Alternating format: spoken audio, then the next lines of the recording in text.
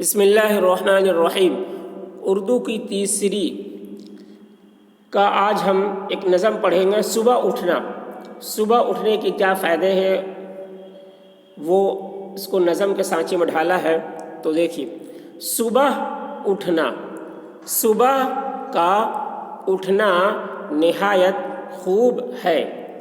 صبح کا اٹھنا نہایت خوب ہے، دیر تک سونا بہت معیوب ہے۔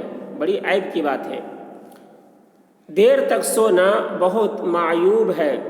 رحمت رب صبح ہوتی ہے نصیب، رحمت رب صبح ہوتی ہے نصیب۔ تم کو بتلاتا ہوں یہ نکتہ عجیب، تم کو بتلاتا ہوں یہ نکتہ عجیب۔ ہوتی ہے اس سے طبیعت بھی بحال، ہوتی ہے اس سے طبیعت بھی بحال۔ دور ہو جاتے ہیں سب دل کے ملال، دور ہو جاتے ہیں سب دل کے ملال۔ نور کے تڑکے سے اٹھو جان من، نور کے تڑکے سے اٹھو جان من۔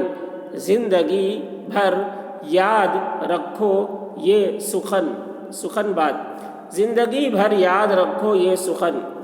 دن چڑھے تک سونا کچھ اچھا نہیں، دن چڑھے تک سونا کچھ اچھا نہیں۔ اس کی عادت ڈالنی زیبا نہیں، اس کی عادت ڈالنی زیبا نہیں۔ اس طرح کے لوگ ہو جاتے ہیں سست، اس طرح کے لوگ ہو جاتے ہیں بیمار جو ہوں تندرست، ہوتے ہیں بیمار جو ہوں تندرست۔ صبح اٹھنا، صبح کا اٹھنا نہایت خوب ہے، صبح کا اٹھنا نہایت خوب ہے، دیر تک سونا بہت معیوب ہے۔ رحمت رب صبح ہوتی ہے نصیب، رحمت رب صبح ہوتی ہے نصیب۔ تم کو بتلاتا ہوں یہ نکتہ عجیب، تم کو بتلاتا ہوں یہ نکتہ عجیب۔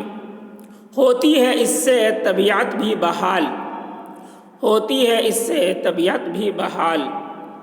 دور ہو جاتے ہیں سب دل کے ملال، دور ہو جاتے ہیں سب دل کے ملال۔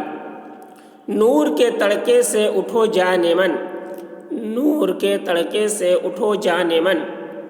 زندگی بھر یاد رکھو یہ سخن، زندگی بھر یاد رکھو یہ سخن۔